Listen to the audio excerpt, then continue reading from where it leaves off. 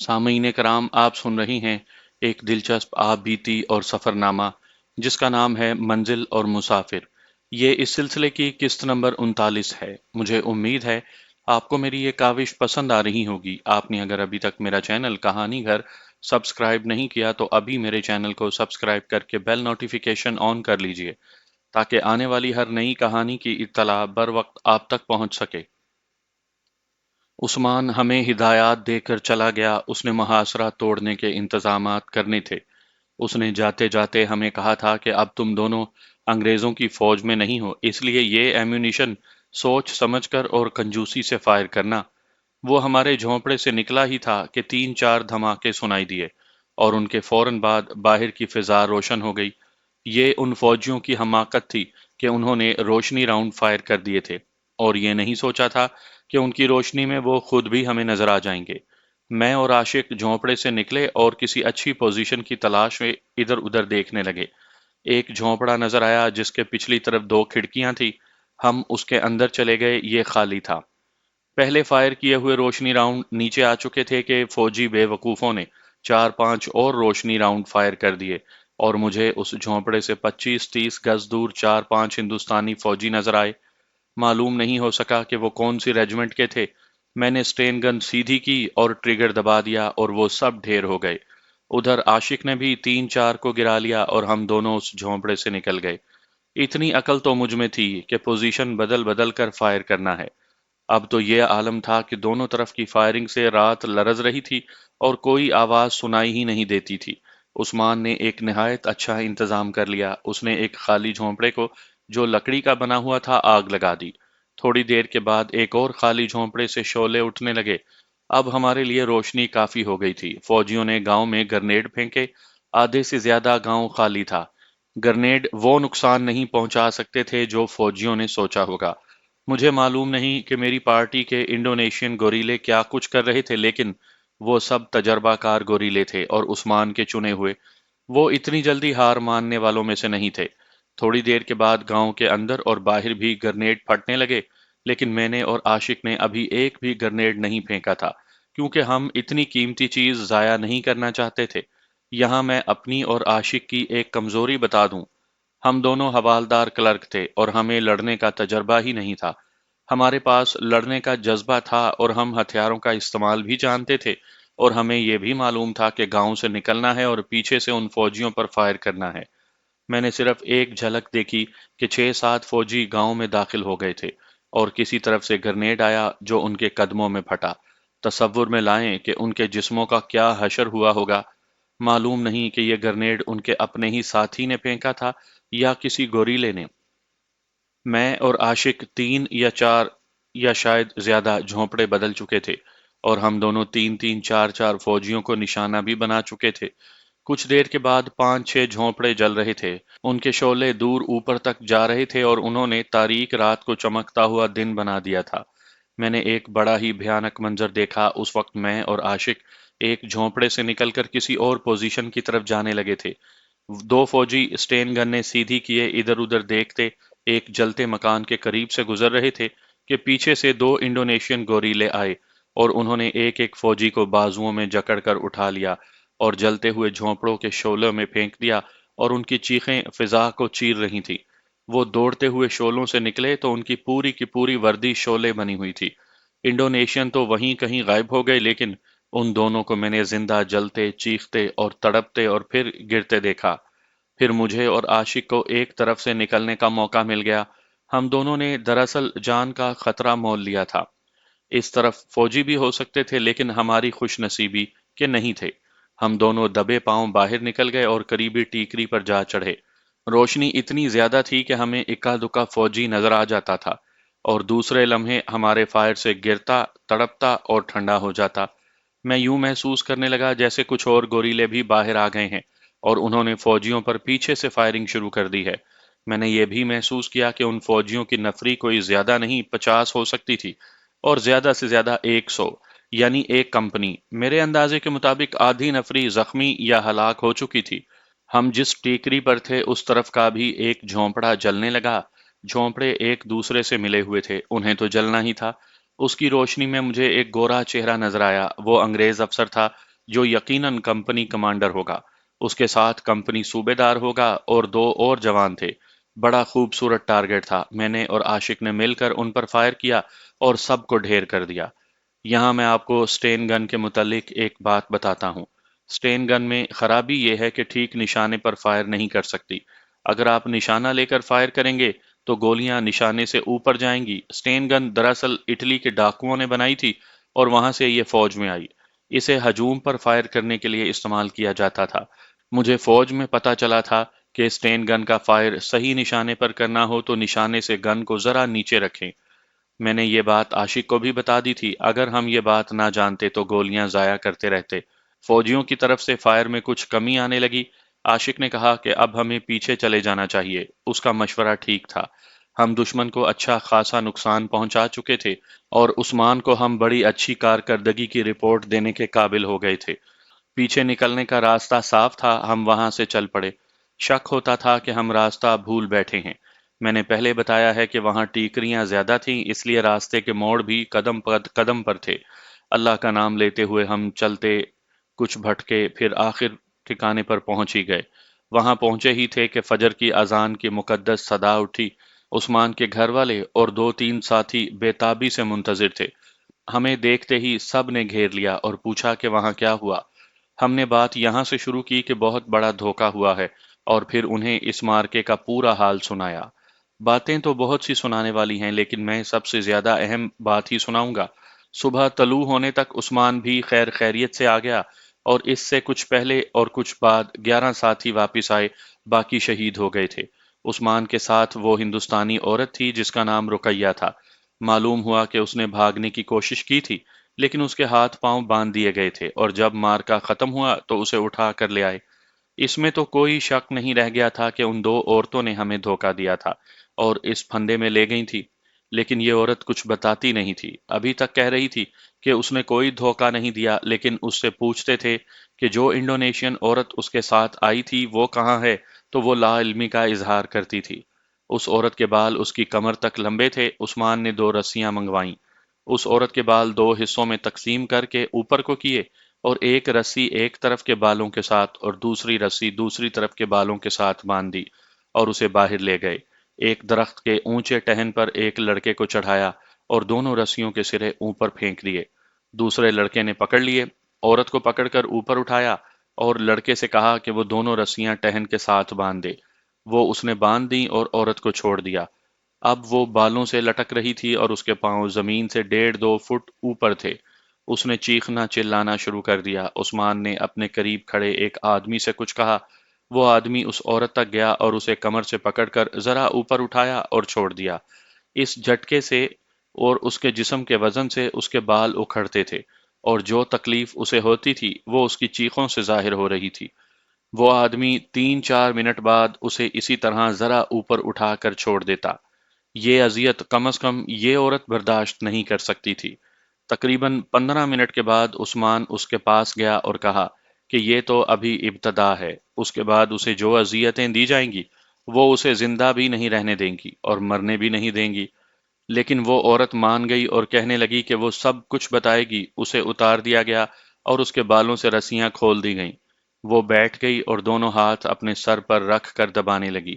عثمان نے اسے بازوؤں سے پکڑا اور جھٹکے سے اٹھا کر کمرے میں لے گیا اور اسے کہا کہ وہ زیادہ انتظار نہیں کرے گا۔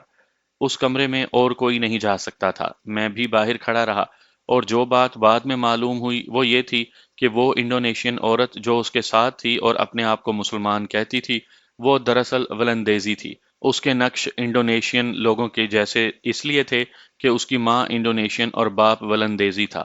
یہ ہندوستانی عورت اپنے بیان کے مطابق مسلمان نہیں، ہندو تھی۔ اس کا تعلق انڈین نیشنل آرمی کے ساتھ تھا۔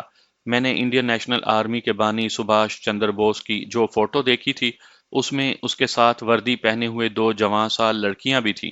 اس نے عورتوں کی فوج الگ بنانے کی بھی کوشش کی تھی۔ معلوم ہوا کہ بنگال کی کچھ تعلیم یافتہ لڑکیوں کو ملایا پہنچایا گیا تھا، پھر وہ انڈونیشیا آ گئی تھی۔ یہ عورت رقیہ نہیں بلکہ نرملا تھی۔ اس نے اپنے اقبالی بیان میں کہا کہ اسے اور اس کے ساتھ آنے والی ولندیزی عورت کو فوج کے اعلیٰ امریکی اور انگریز افسروں نے اس راستے پر ڈالا تھا اور اس کاروائی میں جو انہوں نے کروائی تھی مقصد یہ سامنے رکھا تھا کہ عثمان کو قتل کروانا ہے، کیونکہ وہ اس علاقے کا بڑا مشہور اور دہشت ناک گوریلا کمانڈر تھا۔ ان عورتوں کو فوج کی طرف سے بھیجا گیا تھا کہ اس طرح عثمان کو اس گاؤں میں کھینچ کر لاؤ اور زیادہ سے زیادہ ساتھی عثمان کے ساتھ آئیں۔ اس عورت نے صاف الفاظ میں کہا کہ امریکی اور انگریز تو چاہتے ہی ہیں کہ مسلمان آزاد نہ ہوں، لیکن ہندوستان کے ہندو بھی نہیں چاہتے کہ انڈونیشیا کے مسلمانوں کی الگ مملکت بنے۔ اس نے یہ بھی کہا کہ انڈین نیشنل آرمی کا اصل مقصد ہندوستان میں ہندو راج قائم کرنا تھا۔ اس طرح اس نے کوئی پردہ نہ رہنے دیا۔ عثمان نے اس عورت سے یہ بیان لیا اور اسے کمرے سے باہر لے آیا۔ اس وقت ہم سب باہر کھڑے تھے۔ عثمان نے اسے کہا کہ وہ یہاں سے چلی جائے۔ مجھے وہ منظر آج بھی اچھی طرح یاد ہے۔ اس عورت نے حیرت زدہ نظروں سے عثمان کی طرف دیکھا، جیسے اسے اپنے کانوں پر یقین نہ آیا ہو۔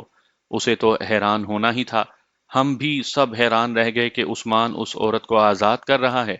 عثمان نے دیکھا کہ عورت ابھی وہیں کھڑی ہے، تو اسے ایک بار پھر کہا کہ یہاں سے چلی جاؤ۔ وہ چل پڑی۔ ابھی وہ چند قدم ہی چلی ہوگی کہ عثمان نے اپنے قریب کھڑے ایک گوریلے سے اس کی ٹامی گن لی جس پر میگزین چڑی ہوئی تھی۔ عثمان نے گن اس عورت کی طرف کی اور ایک برسٹ فائر کیا۔ عورت رکی، گری اور بغیر تڑپے مر گئی۔ اس ہندو عورت نرملا کے بارے میں سوچئے۔ انڈونیشین مسلمانوں کی جنگ آزادی کو نقصان پہنچانے کے لیے وہ کتنی بڑی سازش میں شریک ہوئی تھی۔ یہ سازش انڈونیشین مجاہدین آزادی کے لیے بھی خطرناک اور اس کی اپنی ذات کے لیے بھی خطرناک تھی۔ اس کے لیے آخر خطرناک اور جان لیوا ہی ثابت ہوئی۔ اس کے دل میں مسلمانوں کی ایسی نفرت بھر دی گئی تھی کہ اس نے خطرہ مول لے لیا اور اپنی جان دے دی۔ میں جن انڈونیشین مجاہدین کی پارٹی میں شامل ہوا تھا، وہ شہروں سے دور دور ہی رہی اور اس پارٹی کا دائرہ عمل دیہاتی علاقہ تھا۔ میں آپ کو یہ بھی بتا دوں کہ وہاں کسی کی اپنی مرضی نہیں ہوتی تھی کہ وہ کس پارٹی میں رہنا چاہتا ہے۔ ایسے فیصلے گوریلوں کی مرکزی تنظیم کیا کرتی تھی۔ انڈین آرمی سے جو مسلمان فوجی انڈونیشین مجاہدین سے جا کر ملے تھے، انہیں باقاعدہ گوریلا تنظیم میں شامل کیا گیا تھا اور کسی کو اجازت نہیں تھی کہ وہ اپنی من مانی کارروائیاں کرتا پھرتا۔ جو حکم ملتا یا جو آپریشن آرڈر آتا، اسی کے مطابق کارروائی کرنا ہوتی تھی۔ میں کہہ رہا تھا کہ میں بڑے شہروں سے دور ہی رہا، اس لیے شہروں کے متعلق مجھے کچھ کم معلومات تھیں۔ وہ آزادی مل جانے کے بعد معلوم ہوئی تھی۔ معلوم ہوا تھا کہ کچھ ہندو بھی انڈونیشین گوریلوں میں شامل ہو گئے تھے۔ ان میں سے بعض نے یہ دھوکہ دیا کہ اپنے آپ کو مسلمان ظاہر کیا، اور کچھ ایسے بھی تھے جنہوں نے اپنی اصلیت پر پردہ نہیں ڈالا۔ انہوں نے اپنے اصل نام بتائے اور کہا کہ وہ ہندو ہیں اور وہ اس لیے انڈونیشیا کی جنگ آزادی میں شامل ہو رہے ہیں کہ انہیں انگریزوں سے نفرت ہے، اور یہ بھی کہ انگریز ہندوؤں اور مسلمانوں کا مشترکہ دشمن ہے۔ ان ہندوؤں میں زیادہ تعداد ان ہندوؤں کی تھی جو میری طرح آرمی سے بھاگ کر انڈین نیشنل آرمی میں شامل ہو گئے تھے، لیکن اب وہ اس ڈر سے واپس ہندوستان نہیں جاتے تھے کہ پکڑے جائیں گے اور سزا پائیں گے۔ یہ تو ایک وجہ تھی کہ وہ انڈونیشیا میں رک گئے تھے۔ ان میں سے چند ایک انڈونیشیا کی جنگ آزادی میں شامل ہوئے تھے۔ یہ ایک باقاعدہ پلان کی ہوئی سازش تھی، جس کے تحت ان ہندوؤں کو مجاہدین آزادی کے درمیان میں چھوڑ دیا گیا۔ کچھ ہندو انڈونیشیا کے ہی رہنے والے تھے۔ وہ ہندوستان کے تاجروں اور دکانداروں کی اولاد تھے۔ ان کا دائرہ عمل شہروں میں تھا۔ ان کی کئی باتیں اور سازشیں مجھے سنائی گئی تھی، جو میں یہاں سنانے بیٹھ گیا تو بات لمبی ہو جائے گی۔ ان کا لب لباب یہ تھا کہ ظاہری طور پر وہ انڈونیشین گوریلا مجاہدین کے ساتھ رہتے اور ہر کاروائی میں سرگرم رہتے تھے، لیکن درِ پردہ وہ مسلمانوں کو دھوکے دیتے تھے اور ان میں بد دلی اور آپس میں نفاق پیدا کرتے تھے۔ میں ذرا یہ بات واضح کرنے کے لیے ایک مثال پیش کرتا ہوں۔ جکارتا انڈونیشیا کا مرکزی شہر تھا۔ اس کے مضافات میں گوریلوں کی ایک بڑی پارٹی سرگرم رہتی تھی، جس کا کمانڈر انڈین آرمی سے بھاگ آنے والا ایک مسلمان حوالدار تھا۔ اس پارٹی میں دو ہندو بھی شامل ہو گئے۔ پہلے پہل تو انہوں نے ہر گوریلا ایکشن میں بڑی ہی دلیری اور جاں بازی کے مظاہرے کیے اور پارٹی میں نام پیدا کر لیا۔ پھر پارٹی میں پارٹی کمانڈر یعنی اس حوالدار کے خلاف ایک لہر چل پڑی، جیسے پارٹی اس کمانڈر سے مطمئن نہیں رہی تھی۔ پارٹی میں ایک اور انڈونیشین تھا جس کے حق میں آوازیں اٹھنے لگیں، اور ان کا مطالبہ سر اٹھانے لگا کہ پارٹی کمانڈر تبدیل ہونا چاہیے اور فلاں کو کمانڈر بنانا چاہیے۔ صورتحال ایسی پیدا ہو گئی کہ پارٹی کمانڈر اور اس انڈونیشین کے مابین جسے پارٹی کمانڈر بنانا چاہتے تھے، ऐसी चपकलिश पैदा हो गई कि नौबत हाथापाई तक जा पहुंची और पार्टी की जो गोरीला कार्रवाइयां थीं वो नाकाम रहने लगीं और फिर ये पार्टी दो हिस्सों में तकसीम हो गई और दोनों हिस्से एक दूसरे के खिलाफ हो गए। ऐसे नजर आने लगा था कि यह पार्टी किसी दिन आपस में ही लड़ मरेगी। इंडियन आर्मी के मुझ जैसे जो जवान इंडोनेशियन मुजाहिदीन आज़ादी से जा मिले थे, वो दीन इस्लाम और ईमान की दौलत से माला माल थे और उन्हें कोई लालच नहीं था। वहां कोई तनख्वाह नहीं लेने आए थे, ना उन्हें ये तवक्को थी कि इंडोनेशिया आज़ाद हो जाएगा तो उन्हें फौज में बड़े बड़े ओहदे दे दिए जाएंगे। ये हवालदार जो उस पार्टी का कमांडर था कुछ ज्यादा ही मर्द मोमिन बना हुआ था। वो पंजाब के इलाके पोठोहार का रहने वाला था। एक रोज उसने सारी पार्टी को इकट्ठे बिठा लिया और दरमियान में कुरान पाक रख दिया। फिर पूछा कि जो कोई बात करे वो इस कलाम पर हाथ रख कर करे। उसने ये भी कहा कि जिसकी बात झूठी साबित हुई उसे यहीं पर गोली मार दूंगा। मैं जंग आज़ादी से पहले की बात नहीं करता और फिर मैं जब इंडोनेशिया से वापस आ चुका था उसके बाद की बात नहीं करता कि इंडोनेशियन मुसलमान क्या थे और क्या हो गए। क्या वो अब पहले जैसे मुसलमान रहे भी थे या नहीं। मैं जंग आज़ादी के दौरान की बात करता हूँ। उस वक्त के इंडोनेशियन पक्के मुसलमान और ईमानदार थे। झूठ बोलने और कुरान पर झूठी कसम खाने को तो वो गुनाह कबीरा समझते थे। वो ऐसे ना होते तो आज़ादी की ज़रूरत ही ना समझते। वो कहते कि कोई आ जाए हम पर हुक्म चलाए लेकिन हमारी ज़रूरियात पूरी करता रहे और उन्हें नेको बद से ना रोके। हवालदार ने जब कुरान सामने रख कर तहकीकात शुरू की और कहा कि खुल कर बात करें और एक दूसरे से मत डरें और दिल में सिर्फ अल्लाह का खौफ रखें। उसका फायदा ये हुआ कि हर एक ने बताया कि उसे फलां बात फलां ने बताई थी और उसने क्या कहा था। जब बात उन दो हिंदुओं पर जा रुकी और पता चला कि ये फसाद खुफिया तरीके से उन्होंने ही शुरू किया था, हवालदार को कुछ शक हुआ। ये दोनों हिंदू अपने आप को मुसलमान जाहिर कर रहे थे। हवालदार उठा और उन दोनों के कपड़े उतरवा कर बिल्कुल बरहना कर दिया, तो सब ने देखा कि वो मुसलमान नहीं थे। हवालदार ने वहीं से बाहर निकलकर उन दोनों को एक दरख्त के साथ बांध दिया और पार्टी से कहा कि सब इन पर फायर करो। हुक्म की तामील हुई और दोनों हिंदुओं को गोलियों से छलनी कर दिया गया। ये वाकया ऐसा है जिसमें उन हिंदुओं का पता चल गया था। कई वाकयात ऐसे हुए कि हिंदुओं की साजिश कामयाब हुई और मुतल्लिका गोरीला पार्टियों में फितना फसाद हुआ। ये अलग बात है कि उन साजिशी कार्रवाइयों का मजमूई तौर पर जंग आज़ादी पर कोई बुरा असर न हुआ, लेकिन काबिल गौर अमर ये है कि हिंदू ने मुसलमानों को नुकसान पहुंचाने का कभी कोई मौका हाथ से जाने नहीं दिया।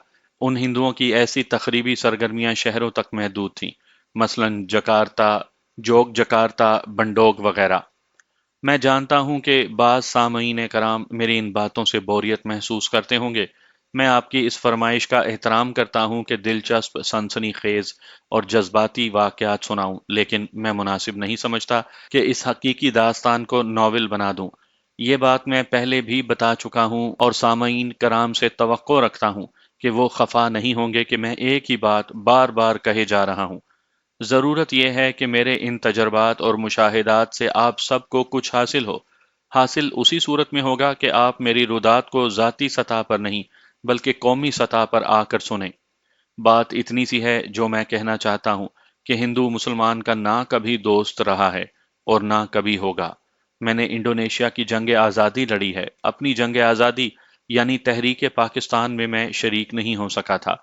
इंडोनेशिया से वापस आकर मुझे तहरीक पाकिस्तान की जो बातें मालूम हुई थी उनमें ख़ास बात यह थी कि हिंदुओं ने तहरीक पाकिस्तान की जड़ें काटने के लिए क्या कुछ किया था। कौमी यानी सियासी सतह पर तो हिंदुओं ने जो किया सो किया, वो उस वक्त के अखबारों में और बाद में लिखे जाने वाली किताबों में महफूज है। लेकिन हिंदुओं ने ज़ाती सतह पर मुसलमानों को, या यूं कहिए कि सरकर्दा मुसलमानों को, अपनी गिरफ्त में लेने के लिए अपनी दौलत और अपनी खूबसूरत बेटियां भी इस्तेमाल की थीं। चंद महीने पहले आपने अखबारों में पढ़ा होगा कि भारत से ऐसी आवाज़ें उठ रही हैं कि उन्होंने यानी भारत ने पाकिस्तान पर जो सकाफती कल्चरल हमला किया है वो 100% कामयाब है। हिंदू लीडर तो यहाँ तक कह रहे हैं कि उन्होंने अपना कल्चर आहिस्ता आहिस्ता इस्लामी कल्चर पर गालिब कर दिया है और अब पाकिस्तान पर फौजी हमले की ज़रूरत ही बाकी नहीं रही। हिंदू लीडरों के इन बयानात को फिल्मी भड़के न समझें। कौमी सतह पर आकर उन पर गौर करें। उनका बराह रास्त ताल्लुक अमरीका के न्यू वर्ल्ड ऑर्डर के साथ है। पाकिस्तान से इस्लाम पसंदी اور اسلام کی عسکری روح کو ختم کرنے کے لیے امریکہ بھارت کو استعمال کر رہا ہے۔ تشویشناک بات یہ ہے کہ ہمارے نوجوان بلکہ نوجوانوں کے والدین بھی ہندو کا کلچر اس کی فلموں وغیرہ کے ذریعے دل و جان سے قبول کرتے چلے جا رہے ہیں اور وہ نتائج سے بے خبر ہیں۔ میں آپ کو اس قسط میں ایک زبردست گوریلا ایکشن سناؤں گا جو آپ کو چونکا دے گا، لیکن میں آپ کو اسلام اور پاکستان کا واسطہ دے کر کہتا ہوں کہ میری یہ باتیں سبھی سن لیں اور ان پر غور بھی کریں اور عمل بھی۔ میں یہاں دو تین خطوط کے جواب مختصر طور پر دوں گا۔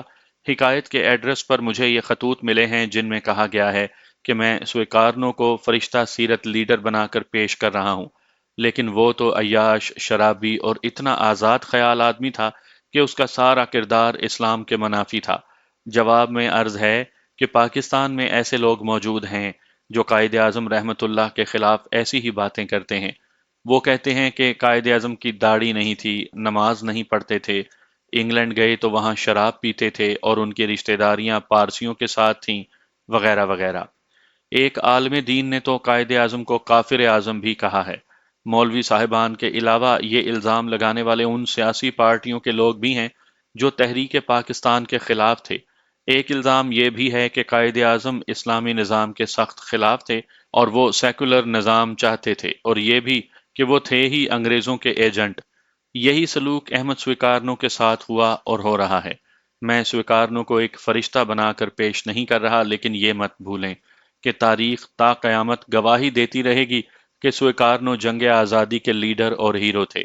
انہوں نے دو بڑی طاقتوں امریکہ اور برطانیہ کی بے پناہ جنگی طاقت کے خلاف منظم طریقے سے جنگ آزادی لڑوائی۔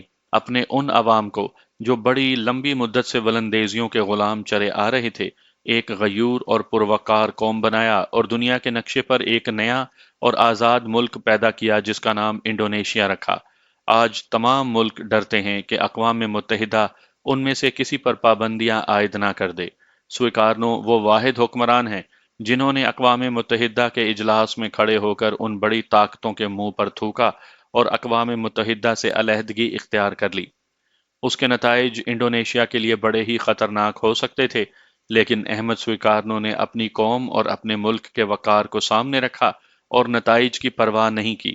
انہوں نے روس کے ساتھ معاہدہ کر کے اپنے ملک کو ایک جنگی طاقت بنا دیا۔ یہ تفصیلات میں پہلے بھی پیش کر چکا ہوں۔ یہاں یہ بتانا مقصود ہے کہ امریکہ احمد سویکارنو کو کسی قیمت پر معاف نہیں کر سکتا تھا۔ ایک جرم یہ کہ سویکارنو کی قیادت میں انڈونیشین مسلمانوں نے امریکہ اور برطانیہ کو شکست فاش دی تھی۔ دوسرا جرم یہ کہ سویکارنو نے اقوام متحدہ کی توہین کر دی تھی۔ اس میں کوئی شک نہیں کہ اقوام متحدہ امریکہ کا اپنا ادارہ ہے۔ پھر احمد سویکارنو نے یہ جرم کیا کہ روس کے ساتھ دوستی کر لی اور اپنے ملک کو جنگی طاقت بنا لیا۔ زمین کی معدنی دولت سے عوام کو خوشحالی دی۔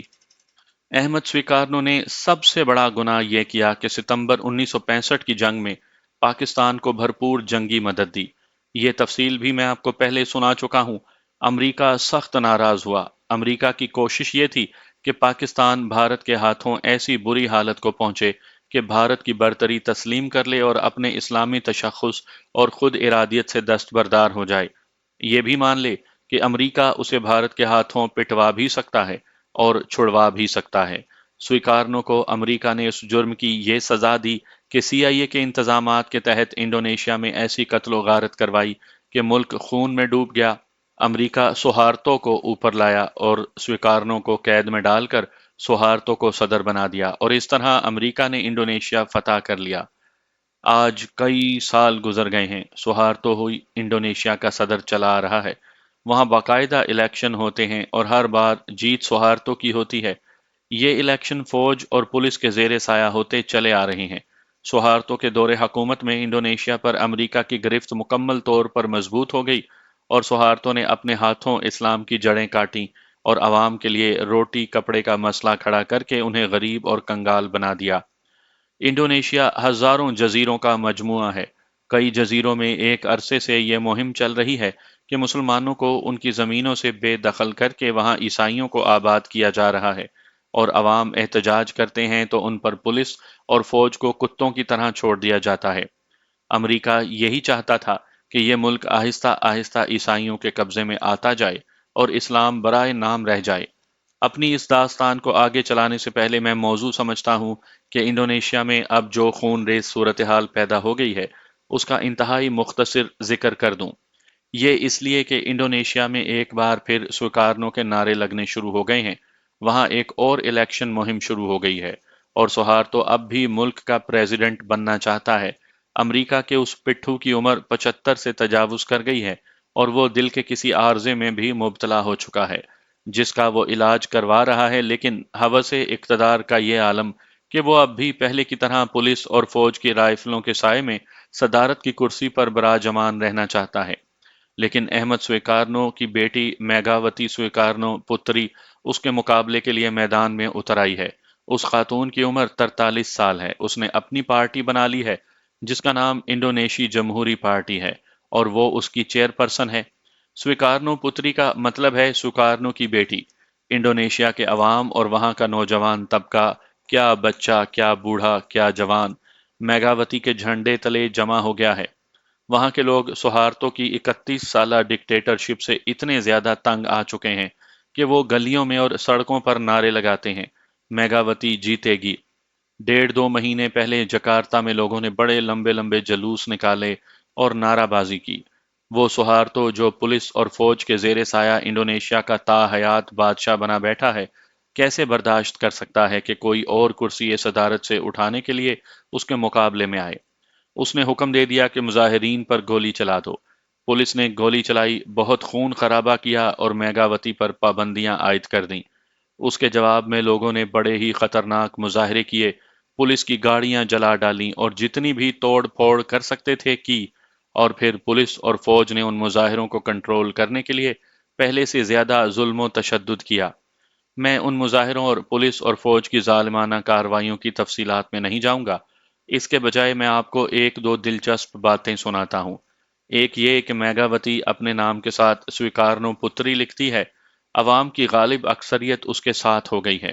سہارتو کی حکومت کے ہر شعبے میں فوجی افسر مقرر ہیں جو ہر شعبے کی کارکردگی پر نظر رکھتے ہیں تاکہ کوئی کام سہارتو کے خلاف نہ ہو۔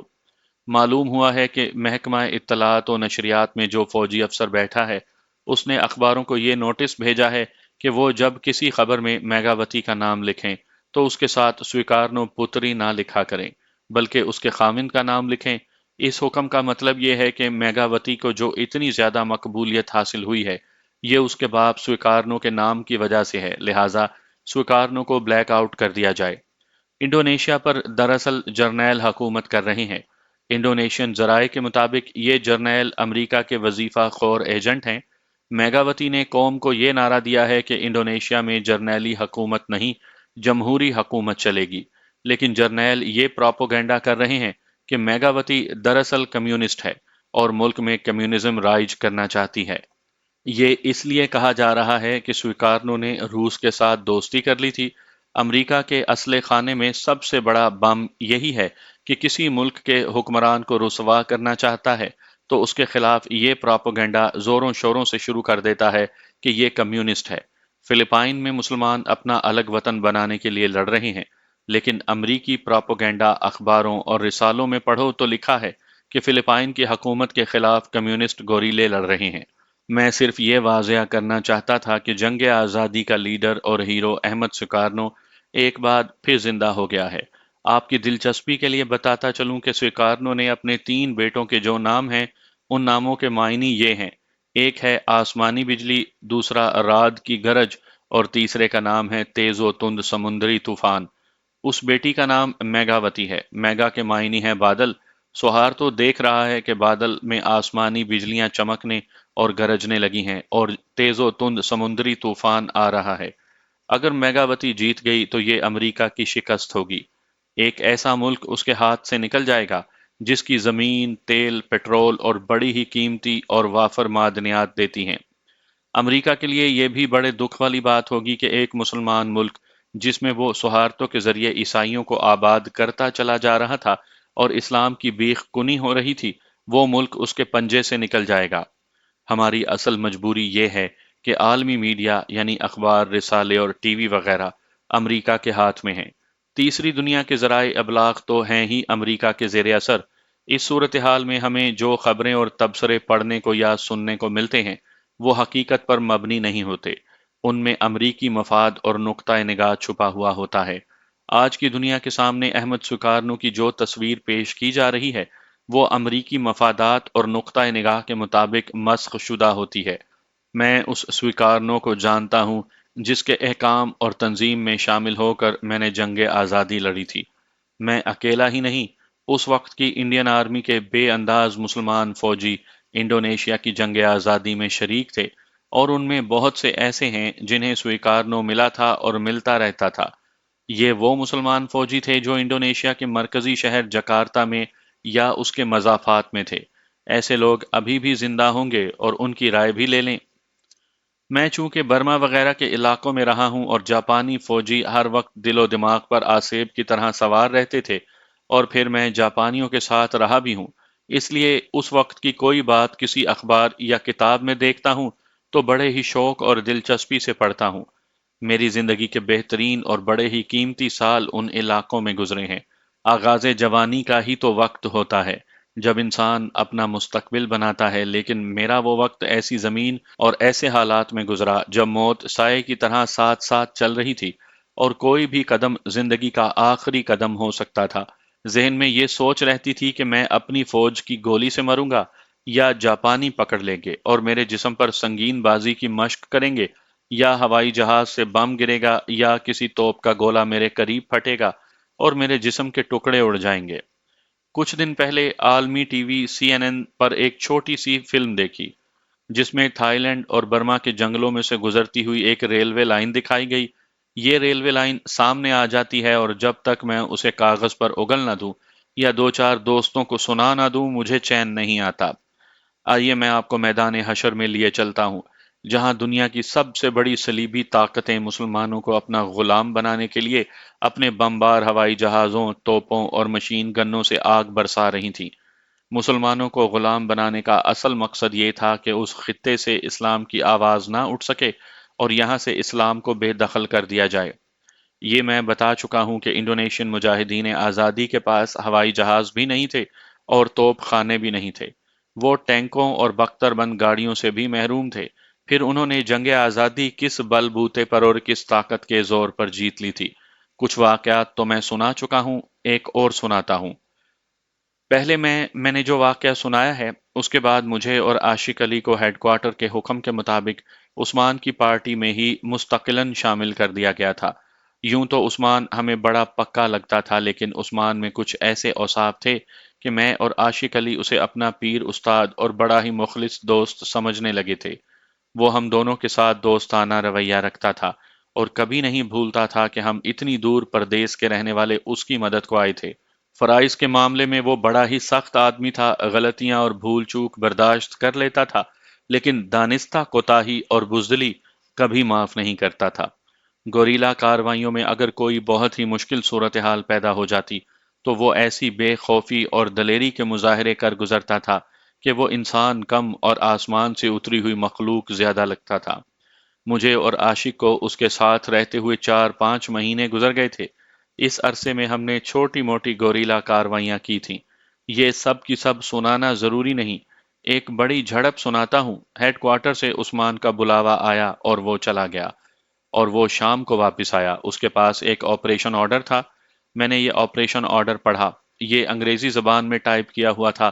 عام طور پر ان کے آپریشن آرڈر ان کی اپنی زبان میں لکھے جاتے تھے، لیکن میں سمجھ نہیں سکا کہ یہ آپریشن آرڈر انگریزی میں کیوں لکھا گیا تھا، بلکہ ٹائپ کیا ہوا تھا۔ میں جب فوج میں تھا تو برگیڈ ہیڈ کوارٹر سے آئے ہوئے سیکرٹ آپریشن آرڈر پڑھا کرتا تھا۔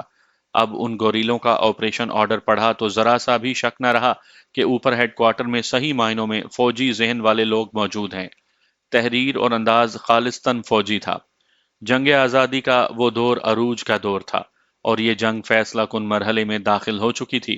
ادھر امریکیوں اور انگریزوں نے بھی مزید کمک منگوا لی تھی، اور کبھی تو یوں لگتا تھا کہ جیسے یہ اہل صلیب باولے ہو گئے ہیں۔ اندھا دھند جنگلوں میں ان کے ہوائی جہاز بم پھینکتے رہتے تھے اور ذرا سے اشارے پر ان کے توپ خانے آگ برسانے لگتے تھے۔ حکم یہ آیا تھا کہ دریا کے پار 3.5-4 میل ہی 2 گاؤں تھے۔ ظاہر ہے وہ مسلمانوں کے گاؤں تھے۔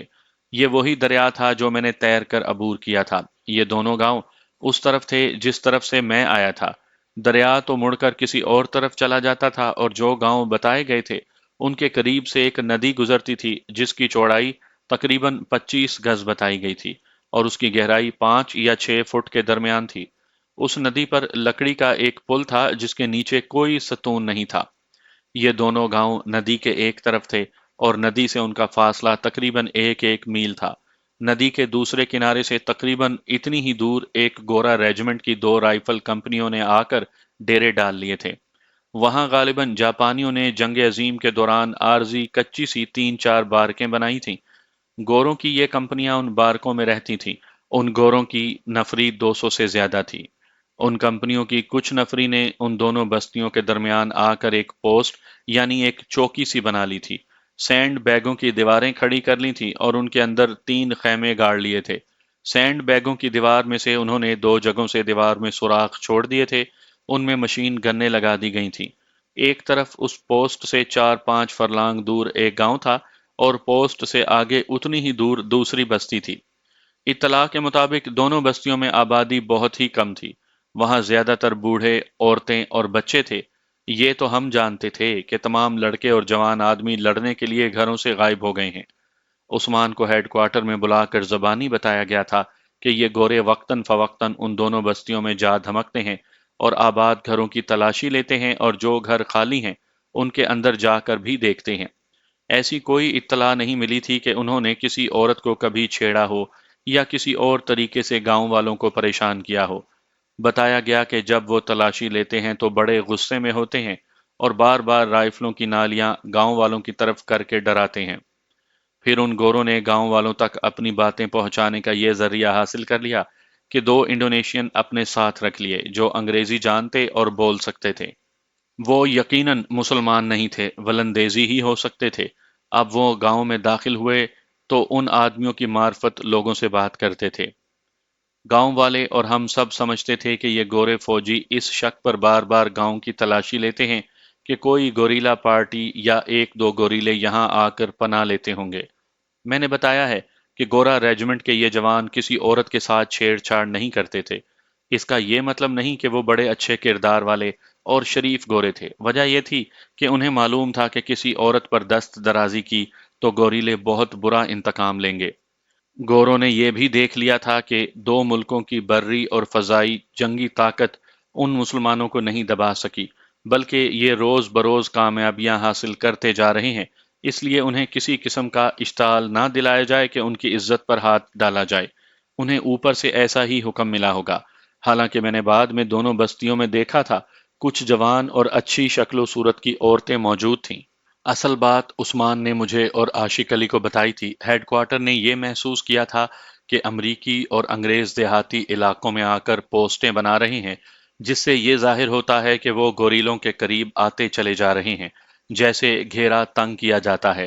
گوریلا آپریشن کا مقصد یہ تھا کہ ان کمپنیوں پر اور ان کی پوسٹ پر ایسا حملہ کیا جائے کہ انہیں بہت سا جانی نقصان دیا جائے، تاکہ یہ یہاں سے بھاگ جائیں اور پھر دشمن اپنی فوج کو دیہاتی علاقے میں اس طرح نہ بھیجے کہ بستیوں کے قریب آ کر پوسٹیں بنا لیں۔ یہ کمپنیاں دراصل گوریلوں پر نظر رکھنے کے لیے اور ان کی نقل و حرکت میں رکاوٹ پیدا کرنے کے لیے یہاں آئی تھیں۔ ہمارے لیے حکم یہ تھا کہ ہماری پوری پارٹی عثمان کی قیادت میں دریا کے اس کنارے پر جائے گی، اور اس کنارے سے جو علاقہ شروع ہوتا تھا اس علاقے کی 1 یا 2 گوریلا پارٹیاں ہمارے ساتھ مل جائیں گی، اور پھر ہم ان گوروں پر حملہ کریں گے۔ عثمان نے پوری پارٹی کو اکٹھا کر کے اس آپریشن کی بریفنگ دی اور بتایا کہ کل صبح جب ابھی اندھیرا ہوگا پارٹی روانہ ہو جائے گی۔ عثمان نے پہلے انڈونیشین زبان میں پارٹی کو سارا آپریشن سمجھایا اور اس کے بعد مجھے اور عاشق کو اردو میں یہ سب کچھ بتایا۔ میں خاص طور پر بتانا چاہتا ہوں کہ ہمیں آمنے سامنے مورچہ بند ہو کر نہیں لڑنا تھا، بلکہ یہ گوریلا آپریشن تھا جس کا اصول ہوتا ہے ضرب لگاؤ اور ادھر ادھر ہو جاؤ۔ ہماری پارٹی کی جو نفری جا رہی تھی اس کی تعداد صرف 17 تھی۔ 15 آدمی تھے اور 2 جوان سال لڑکیاں۔ لڑکیوں کو آدمیوں کی کمی کی وجہ سے ساتھ لے جایا جا رہا تھا۔ کمی کی وجہ یہ تھی کہ پارٹی کے کچھ جوان کسی اور مشن پر چلے گئے تھے اور 3 4 دنوں تک ان کی واپسی متوقع نہیں تھی۔ ہمیں یہ بھی بتایا گیا تھا کہ پہلے گوروں کی پوسٹ پر شب خون مارا جائے گا اور توقع ہے کہ ندی کے پار ان کی جو نفری بارکوں میں رہتی ہے وہ ان کی مدد کو دوڑی آئے گی۔ اس نفری کو روکنے کے لیے ندی کا پل بارود سے اڑا دیا جائے گا۔ ہمیں بتایا تو یہ گیا تھا کہ روانگی الگ صبح ہوگی، لیکن یہ وقت بدل دیا گیا اور ہم دوپہر کے بعد اپنے ٹھکانے سے چلے۔ ہم اکٹھے نہیں چل رہے تھے بلکہ دور دور بکھر کر جا رہے تھے۔ ہم دور سے دیکھے نہیں جا سکتے تھے کیونکہ وہ علاقہ گھنا جنگل تھا اور اس میں چٹانیں اور ٹیکریاں بھی تھیں۔ گھاس خاصی اونچی تھی اور جنگلی پودے بھی زیادہ تھے۔ ہم دریا کے کنارے اس وقت پہنچے جب سورج غروب ہو رہا تھا۔ دریا کے کنارے 2 کشتیاں بندھی ہوئی تھیں اور 4 آدمی وہاں موجود تھے۔ یہ چپوؤں سے چلنے والی چھوٹی کشتیاں تھیں۔ یہ دونوں آدمی ملاح تھے۔ انتظام دیکھیے، وہ پہلے سے موجود تھے اور انہیں معلوم تھا کہ یہ سارا کام کیا ہے۔ ان میں سے ایک نے بتایا کہ آگے راستہ صاف ہے۔ جب شام گہری ہو گئی تو 7-8 آدمی ایک کشتی میں بیٹھے اور 2 ملاحوں نے چپو مارنے شروع کر دیے۔ آدھی پارٹی ابھی پیچھے بیٹھی ہوئی تھی۔ اس کشتی کو وہاں سے سامنے والے کنارے تک لے جانا تھا، جو بڑا ہی مشکل کام تھا، کیونکہ دریا کا پاٹ تنگ تھا اور گہرائی زیادہ تھی، اس لیے موجیں ذرا زیادہ اٹھ رہی تھیں۔ یہ ان ملاحوں ہی کا کمال تھا کہ وہ کشتی پار لے جا رہے تھے۔ میں تو دیکھ دیکھ کر کہتا تھا کہ کشتی ابھی ڈوبی کہ ابھی ڈوبی۔ موجیں اسے اوپر اٹھا اٹھا کر پٹکتی تھیں۔ اندھیرا اتنا ہو گیا تھا کہ اب پار والا کنارہ بلکہ دریا بھی نظر نہیں آتا تھا۔ پار والے کنارے پر ایک ماچس جلی اور 1-2 سیکنڈ کے بعد بجھ گئی۔ عثمان ہمارے ساتھ تھا۔ اس نے کہا کہ چلو کشتی میں سوار ہو جاؤ۔ وہ روشنی اشارہ تھا کہ پہلی کشتی پہنچ گئی ہے اور دشمن کا کوئی خطرہ نہیں۔ ہم سب کشتی میں بیٹھے اور ملاحوں نے چپو مارنے شروع کر دیے۔ خطرہ یہ تھا کہ کبھی کبھی دریا میں فوجی موٹر بوٹ میں گشت کے لیے نکلا کرتے تھے، لیکن میں تو دشمن سے زیادہ اس دریا کو دشمن سمجھ رہا تھا۔ میں اس علاقے کا رہنے والا ہوں جس میں کوئی دریا اور کوئی نہر بھی نہیں۔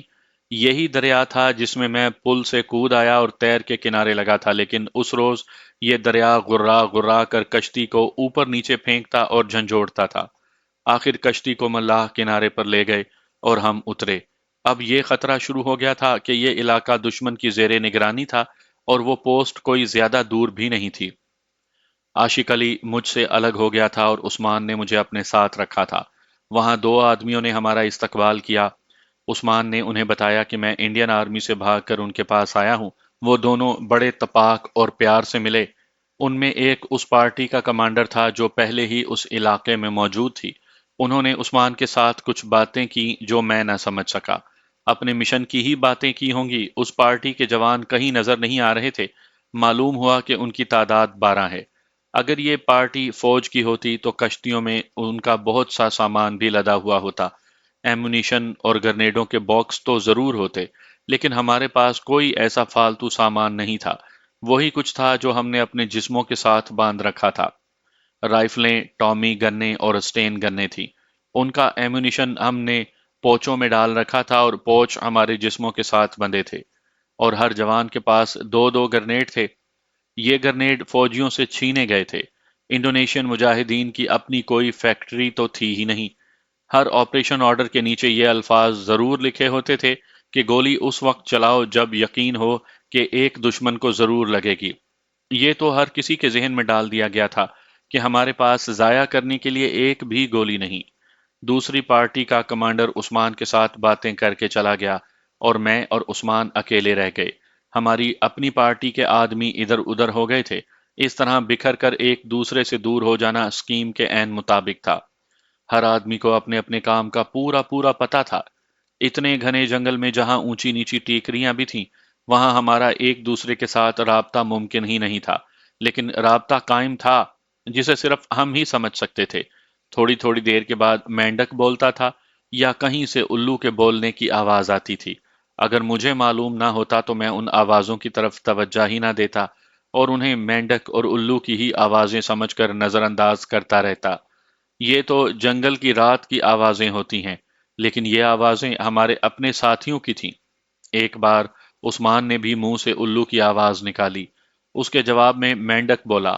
انہوں نے ان آوازوں کا کوڈ بنا رکھا تھا جسے ابھی میں نہیں سمجھ سکا تھا۔ ہمارے اس مشن کی ہر بات اور ہر حرکت بڑی ہی دلچسپ، پراسرار اور ایمان افروز تھی۔ لیکن میں یہ ساری تفصیل نہیں سنا سکوں گا۔ اس روز میرے پاس اسٹین گن تھی اور اس کی بھری ہوئی 4 میگزینیں میں نے الگ اٹھا رکھی تھی۔ 2 گرنیڈ تھے اور ایک خنجر۔ ملٹری پوسٹ جس پر پہلے حملہ کرنا تھا وہ ابھی کچھ دور تھی۔ مینڈکوں اور الوؤں کی آوازیں تھوڑی ہو گئی تھیں اور دور ہٹتی جا رہی تھیں۔ میں اور عثمان آپس میں کوئی بات کرتے تو وہ کان میں کرتے تھے۔ ہمیں ہلکے ہلکے قدموں کی آہٹ سنائی دینے لگی۔ عثمان نے اپنا بازو میرے آگے کر کے مجھے روک لیا۔ ہم دونوں نے غور سے سنا تو ہمیں باتیں سنائی دینے لگیں۔ یہ آوازیں آہستہ آہستہ ہماری طرف آ رہی تھیں۔ آوازیں ہمارے سر پر پہنچ گئیں تو میں نے سنا کہ وہ انگریزی میں باتیں کرتے آ رہے تھے، جس سے کوئی شک نہ رہا کہ یہ گورا ریجمنٹ کے گشتی سنتری ہیں۔ ایک نے منہ سے سیٹیاں بجانی شروع کر دیں جو ان گوروں کی عادت تھی۔ ہوا یہ کہ وہ ذرا تیز رفتاری سے آ رہے تھے اور ہم اتنی تیزی سے چھپ نہ سکے۔ عثمان اس طرف تھا جس طرف سے وہ آ رہے تھے۔ عثمان بڑی پھرتی سے بیٹھا اور پیچھے کو سرکا، لیکن اس کے یوں پیچھے ہٹنے اور چھپنے سے جھاڑیوں نے آواز پیدا کی جو رات کے سناٹے میں دور دور تک سنی جا سکتی تھی۔ میں بھی ایک جھاڑی کی اوٹ میں ہو گیا تھا۔ اندھیرے میں بھی وہ دونوں گورے نظر آنے لگے۔ لگتا یوں تھا جیسے ان کے قد عام انسانوں سے کچھ زیادہ ہی اونچے ہو گئے ہوں۔ شاید یہ نظر کا دھوکا تھا۔ میں جھاڑی کے پیچھے بیٹھا ہوا انہیں دیکھ رہا تھا اور میرے دل سے دعا نکلی کہ یا اللہ ان کے پاس ٹارچ نہ ہو، اگر ہو تو وہ جلے نہ۔ لیکن انہیں شک ہو گیا تھا کہ یہاں کچھ ہے۔ دونوں رک گئے۔ مجھے یہ بھی نظر آ گیا کہ دونوں کے پاس اسٹین گنیں تھیں جو سلنگوں سے انہوں نے اپنے کندھوں سے لٹکا رکھی تھیں۔ ان میں سے ایک تو ایک ہی جگہ رکا کھڑا رہا اور دوسرا آہستہ آہستہ چلتا اس جھاڑی تک پہنچا جس کے پیچھے عثمان چھپا بیٹھا تھا۔ گورے نے اسٹین گن کندھے سے اتار لی تھی۔ وہ انگریزی میں اپنے ساتھی سے کہہ رہا تھا کہ یہاں کچھ نہ کچھ ضرور ہے۔ میرا تو جیسے خون ہی خشک ہو گیا ہو۔ وہ بدبخت اس جھاڑی کے اوپر جا رکا تھا جس کے پیچھے عثمان چھپا تھا۔ اس کافر نے عثمان کو دیکھ لیا اور اپنی زبان میں کہا کہ فوراً اٹھو، تم کون ہو؟ اور پھر اس نے انگریزی میں گالی دی۔ اس کا ساتھی بھی جھاڑی کے قریب آن کھڑا ہوا۔ وہ گورا جو پہلے آیا تھا اس کی پیٹھ میری طرف تھی۔ فاصلہ 3 گز سے زیادہ نہیں تھا۔ انہیں یہ تو پتہ ہی نہ چل سکا تھا کہ کوئی اور بھی ایک جھاڑی کے پیچھے چھپ گیا ہے۔ میں نے ذہنی طور پر قبول کر لیا تھا کہ آج کی رات میری اور عثمان کی زندگی کی آخری رات ہے۔ عثمان اٹھ کر بھاگنے کی کوشش کرتا تو اسٹین گن کا ایک ہی برسٹ اسے ختم کر دیتا۔ میں نے اس صورتحال میں بھاگ نہیں جانا تھا، بلکہ ان گوروں پر اسٹین گن چلانی تھی اور انہوں نے مجھ پر فائر کرنا تھا۔ سوچنے کا کوئی وقت نہیں تھا، وہاں تو 1 سیکنڈ بھی بڑا لمبا وقت تھا۔ میں پہلے کہہ چکا ہوں کہ فوج سے بھاگنے کے بعد موت میری ہم سفر رہی ہے۔ فوراً فیصلہ کر لیا کہ مرنے سے پہلے موت پر ایک جھپٹا تو ضرور ماروں گا۔ عثمان ابھی جھاڑی سے اٹھا نہیں تھا۔ میں نے خنجر نکالا اور پاؤں پر بیٹھے بیٹھے اسی پوزیشن پر ہو گیا کہ جمپ آسان ہو گئی۔ میں نے دل میں اللہ سے یوں التجا کی، یا حیو یا قیوم بھی رحمتی کا استغیث۔ پھر میں دبا کر چھوڑے ہوئے اسپرنگ کی طرح اچھلا۔ جس گورے کی پیٹھ پر میری طرف تھی پیچھے سے اپنا بایاں بازو اس کی گردن میں ڈال دیا اور بازو کا گھیرا یک لخت تنگ کر دیا، اور اس کے ساتھ ہی خنجر بلند کر کے گورے کی پسلیوں میں گھونپ دیا۔ پھر نکالا، پھر گھونپا، اور نکال کر ایک بار پھر مارا، اور گورے کو اس وقت تک نہ چھوڑا جب تک اس کی اسٹین گن اس کے ہاتھ سے گر نہ پڑی۔ مجھے خطرہ یہ نظر آ رہا تھا کہ دوسرا گورا عثمان پر اسٹین گن فائر کر دے گا، لیکن اللہ تبارک و تعالیٰ نے ایک ایسا منظر دکھایا جو اس صورتحال میں بالکل ہی غیر متوقع تھا۔ وہ یہ کہ ادھر میں نے اس گورے کو چھوڑا اور ادھر دیکھا کہ دوسرا گورا بھی گر پڑا تھا اور عثمان اس کے سر پر کھڑا تھا۔